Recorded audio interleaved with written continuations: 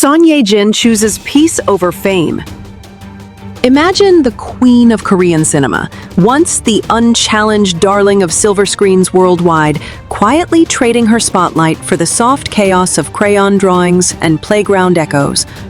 What if that surrender to the ordinary was her most daring role yet? Ye-jin, with her luminous smile and effortless grace, has long captivated audiences not just through her performances, but through the quiet evolution of her spirit. A journey that now whispers of minivans over limousines and lullabies over lines of dialogue. It's a narrative that tugs at the heartstrings, reminding us that the most compelling stories aren't always scripted in studios, but lived in the unpolished rhythm of home. This choice of hers, to step back from the relentless glare of fame, feels like a gentle exhale after years of holding her breath for the perfect take. A profound act of self-reclamation that invites us all to ponder our own chases for peace amid the noise. From her early days as a fresh-faced ingenue in the early 2000s, Ye-jin emerged like a summer dawn. Her debut in the heartfelt romance The Classic, painting her as the embodiment of youthful longing and tender vulnerability. That film, with its lush cinematography evoking rainy afternoons and whispered confessions, wasn't just a launchpad. It was a mirror to her own budding artistry, where she infused every glance with an authenticity that felt almost too real for the screen. I can't help but feel a pang of nostalgia thinking of those scenes, the way her eyes shimmered with unshed tears, capturing the ache of first love in a way that lingers long after the credits roll. It was as if she was already practicing for the deeper roles life would hand her. Roles that demanded not just poise, but the raw edges of a soul laid bare. Fast forward through a constellation of hits like April Snow, where she delved into the bittersweet tangles of infidelity with a subtlety that earned her critical acclaim. And one senses the building blocks of a career defined by emotional depth rather than mere glamour. Each project layered onto her like fine silk, draping her in a reputation for portraying women who navigate love's labyrinths with quiet strength, a trait that would later echo in her off-screen decisions.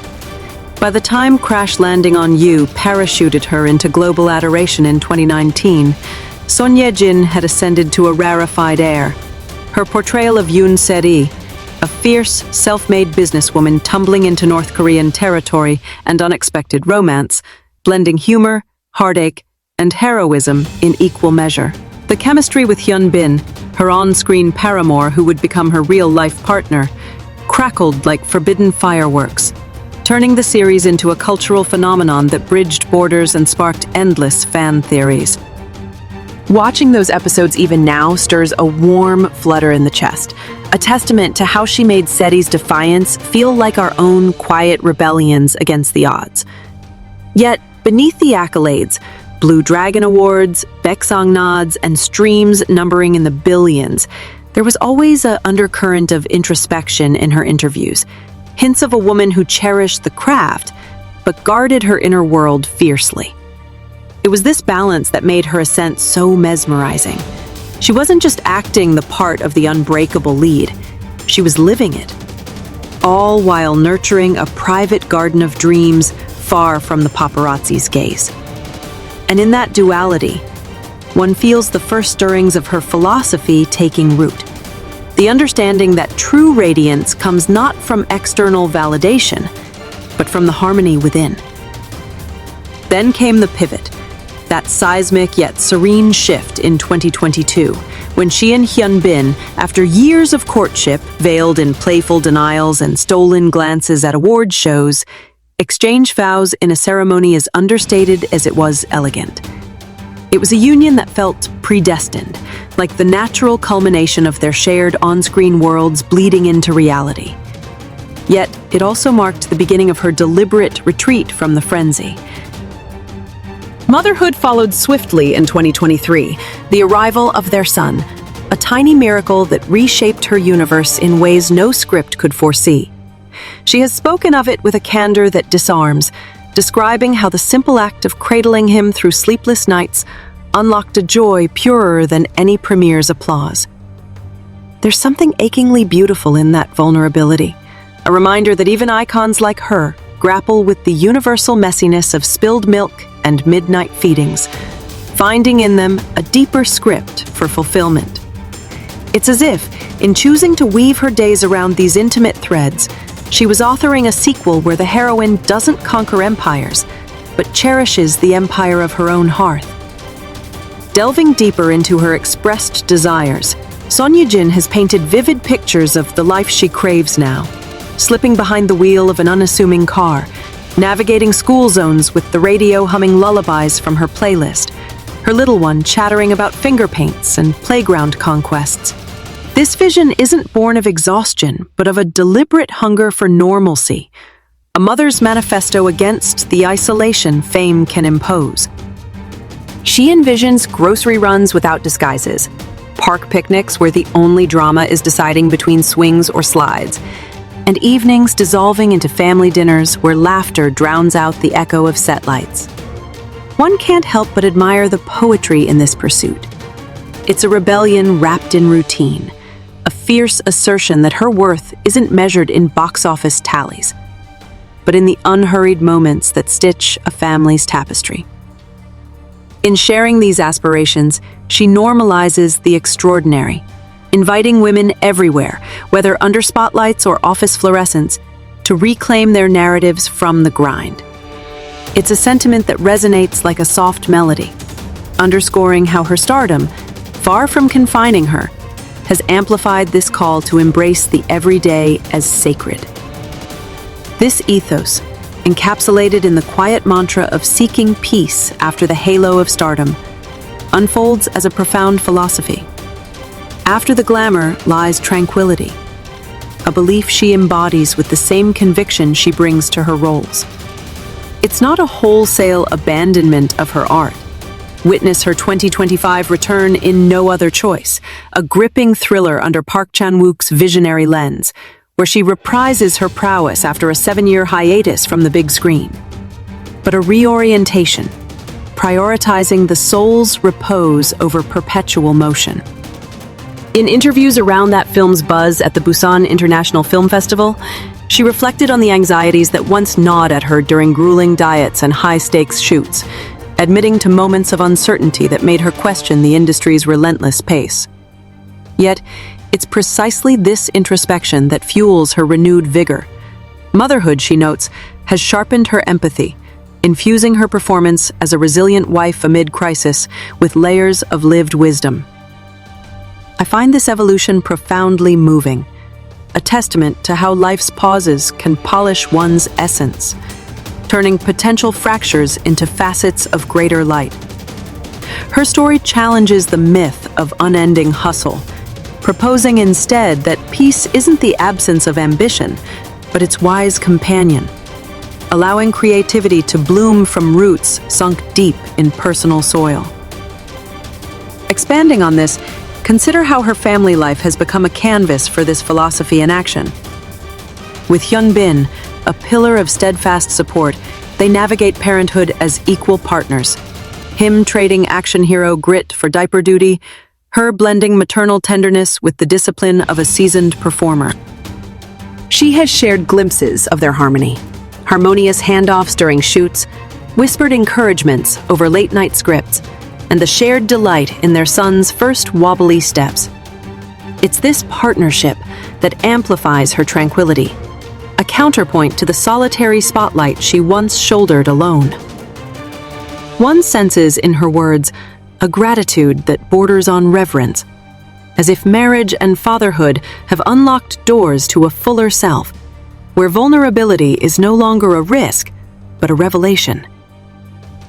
This dynamic feels like a balm for the soul, illustrating how love, when mutual and unforced, can be the ultimate co-star, elevating the ordinary to the profound. In a world that often glorifies solo triumphs, her embrace of collaborative joy offers a refreshing blueprint, one that whispers of balance as the true key to enduring happiness. Of course, this path hasn't been without its thorns. Ye-jin has been refreshingly open about the steeper learning curve of balancing reels and real life post-baby. The physical toll of recovery, the emotional whirl of constant availability, the subtle guilt of stolen hours on set. These are the unvarnished truths she lays bare, transforming potential pitfalls into pillars of growth.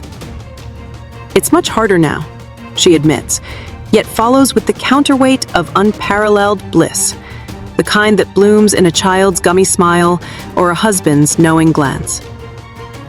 This honesty strikes a chord deep within, evoking empathy for the invisible labors of those who dare to do it all. It's as if she's scripting a new genre, the domestic drama where the stakes are hearts, not headlines, and the victories are measured in breaths of relief rather than bows.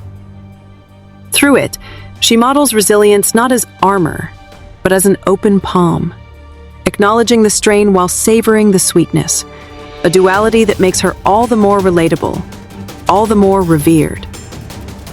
Reflecting on her career's mosaic, one sees threads of this philosophy woven throughout, from the poised restraint in Something in the Rain, where she explored the fragility of unconventional love, to the unyielding spirit in The Negotiation, channeling a crisis negotiator's calm amid chaos. Each role was a rehearsal for this real-world pivot, honing her ability to find center in the storm. Now, as she eyes future projects with selective passion, perhaps a lighthearted rom-com to mirror her lighter heart, or a dramatic turn echoing her maternal depths, it's clear her hiatus was no intermission, but an interlude of enrichment. The industry, too, seems to have shifted in subtle ways under such influences. More stars now speak of boundaries, of sabbaticals for the spirit, echoing her trailblazing pause. This ripple effect is quietly inspiring, a subtle revolution where success includes saying no, and fulfillment favors the finite over the frantic. One feels a swell of optimism here, as if her choices are seeds scattering winds of change, nurturing a landscape where artists thrive not despite their humanity, but because of it. Yet, at its core, Ye-jin's return to the ordinary is a love letter to the life unlived in youth, the one deferred for deadlines and distant dreams. She dreams aloud of family vacations to Jeju's windswept shores, where waves crash like applause but only for the joy of it. Of holiday gatherings where her parents, ever her anchors, swap stories over steaming mandu. Of quiet mornings with coffee and her son's drawings taped to the fridge like gallery masterpieces. These visions, so vividly ordinary, carry the weight of hard-won wisdom. A recognition that peace isn't a prize to postpone, but a practice to pursue daily. It's this grounded poetry that captivates, turning her narrative into a mirror for our own hurried lives, urging us to pause, to prioritize the pull of presence over the push of prestige. In her, we see not the fall from grace, but the graceful landing, a soft touchdown into a world where the real drama unfolds in the details we too often overlook. As 2025 unfolds with her No Other Choice poised to remind audiences of her indelible talent, Ye-jin stands at this crossroads not diminished but deepened, her glow undimmed, merely redirected toward the hearth's warm flicker. The film itself, a tale of moral quandaries and unyielding loyalty, mirrors her own crossroads, choosing integrity over expedience, depth over dazzle. Collaborating with Park Chan-wook, a director whose visions probe the human psyche's shadows, she infuses her character with a maternal ferocity born of recent fires, making the screen pulse with authenticity. Fans, sensing this evolution, respond not with pleas for more, but with cheers for her wholeness, a chorus that validates her voyage. It's heartening, this mutual respect. A dialogue between star and admirer, where both learn that stories don't end at fade-out. They extend into the edits we make in our own reels. In quieter moments, she contemplates expansion, whispers of a second child dancing on the horizon, a prospect she approaches with the same measured optimism that defines her. With Hyunbin's steadfast companionship, the idea feels less like an addition and more like an amplification, a chapter extending the family album's joyful pages. She muses on the lessons already gleaned. Patience forged in tantrums, creativity sparked by improvised games, love's boundless elasticity. These reflections carry a luminous quality, as if motherhood has gifted her a lens through which the world refracts anew. Colors brighter, edges softer, possibilities infinite. One is left with a sense of quiet awe at this alchemy, how the demands of diapers and deadlines have distilled her into something purer, more potent. It's a transformation that defies the tropes of fading fame, proving instead that reinvention often arrives swaddled in simplicity. Ultimately, Ye-jin's embrace of the banal as beautiful distills a universal truth. After the roar of applause fades, what remains is the resonance of roots, the ties to kin, the rhythm of routine, the refuge of rest. Her philosophy, after the halo comes calm, isn't mere rhetoric. It's a roadmap, etched in the choices that carve out space for the soul to breathe. In opting for school runs over spotlights, she doesn't diminish her legacy, she enriches it, layering her public persona with private profundity. We, as witnesses to this graceful glide, are left enriched too, prompted to interrogate our own pursuits, to wonder if our chases for more might yield to the mercy of enough. There's a serene power in this surrender, a strength that whispers. True stardom shines brightest when it steps into the shadows of home, where the only curtain call is a goodnight kiss. And in that intimate encore, Ye-jin doesn't just live her truth, she illuminates ours, one ordinary dawn at a time. To truly appreciate the breadth of this shift, let's linger on the cultural tapestry she's woven over 2 decades, a fabric threaded with roles that anticipated her current serenity. Take My Wife Got Married, a 2008 gem where she navigated the complexities of polygamous affections with wry wit and wounded grace, foreshadowing her own marital musings on fidelity to self amid external pulls. Or The Truth Beneath, delving into journalistic ethics and familial fractures, where her portrayal of an unraveling wife hinted at the personal reckonings fame demands. These weren't just vehicles for virtuosity, they were vessels for her evolving empathy, each demanding she excavate emotions that would later serve her in the unscripted theater of parenting. It's fascinating how these echoes reverberate now, lending her no other choice a gravitas that's palpably personal, as if every line is laced with the lessons of lullabies and lost sleep. This continuity feels like destiny's gentle hand, guiding her from celluloid confessions to candid conversations, where the camera's off, but the capture is eternal. Beyond the screen, her off-duty pursuits reveal a woman attuned to life's quieter symphonies, yoga sessions at dawn to center her spirit, hikes through Seoul's verdant trails where city hum yields to birdsong, culinary experiments in the kitchen yielding fusion feasts that blend her Daegu roots with global flavors. These rituals aren't escapes.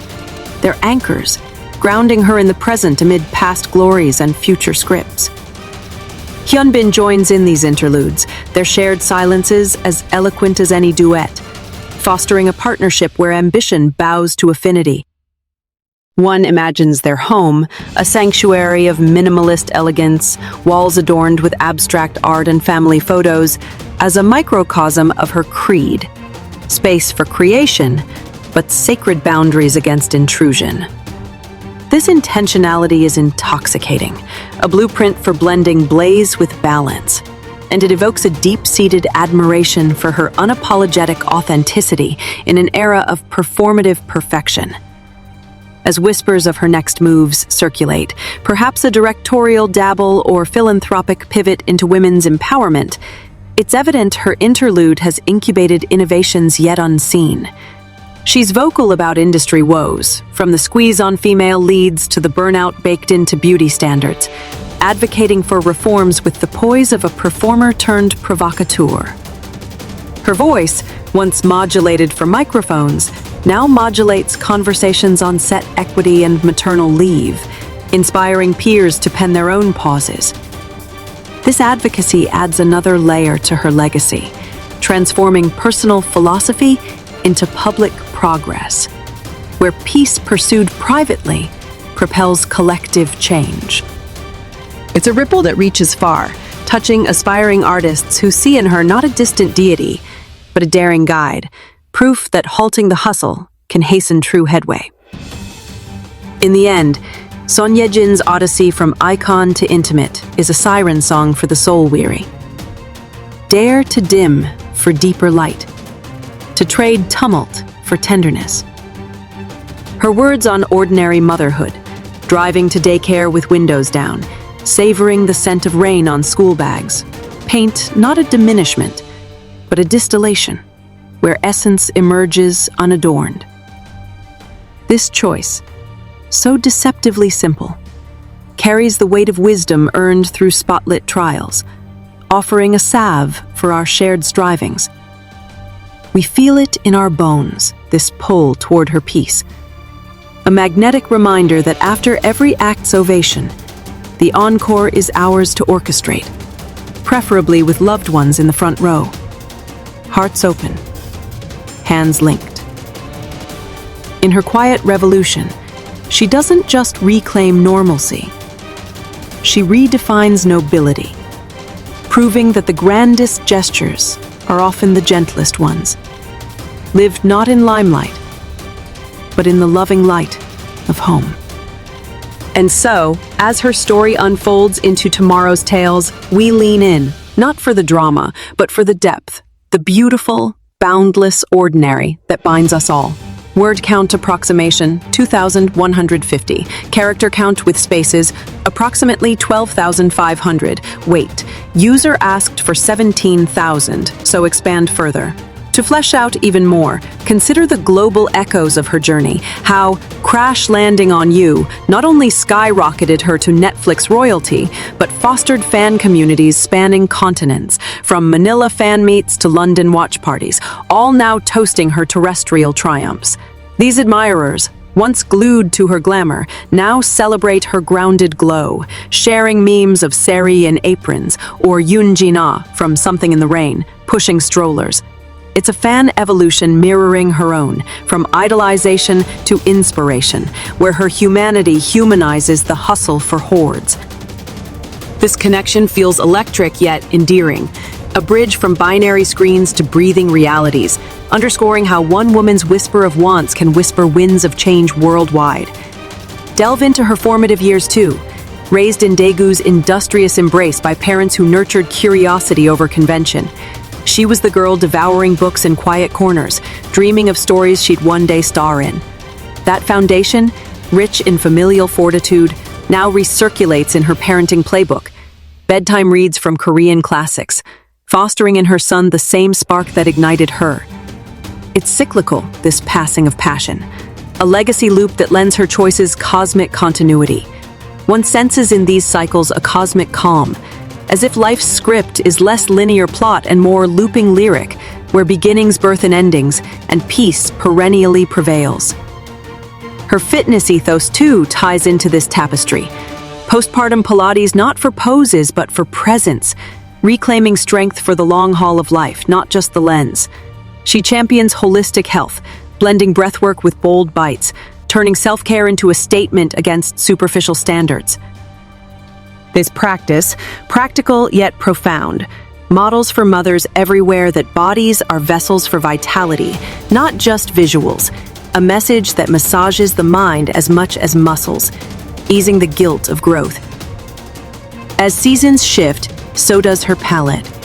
Seasonal sojourns to her in-laws' countryside haven, where harvest moons mirror her harvest of joys, or urban escapes to artisanal cafes, sketching ideas amid lattes. These escapes aren't extravagance, they're essence, etching equilibrium into her everyday. With a second child on the speculative horizon, she envisions expanded echoes, tandem tantrums turning to tandem triumphs, family flocks flocking through life's fields. This foresight, forward yet fearless, frames her philosophy as fluid, adaptable as the roles she relishes. In No Other Choice, her character's crisis-cradling calm channels this, a wife weathering whims of fate with wifely wisdom, much like her own weathering of waves. Park Chan-wook praises her post-maternal mastery, noting how her eyes now hold histories untold, turning tension into transcendence. Critics concur, hailing it as her homecoming hymn, a harmony of hiatus and hunger that harmonizes her halves. Thus, Son Ye-jin's saga swells into symphony, stardom's swell yielding to serenity's swell, each note nodding to the next. Her normalcy isn't nadir, but nexus, the point where paths converge, crafting completeness. We, woven into her web, weave our own, inspired to infuse the insignificant with infinite import. After all, in the afterglow of glory, what gleams greatest is the grace to greet the ground, grounded in grace. Her light, lowered yet luminous, lights our way home.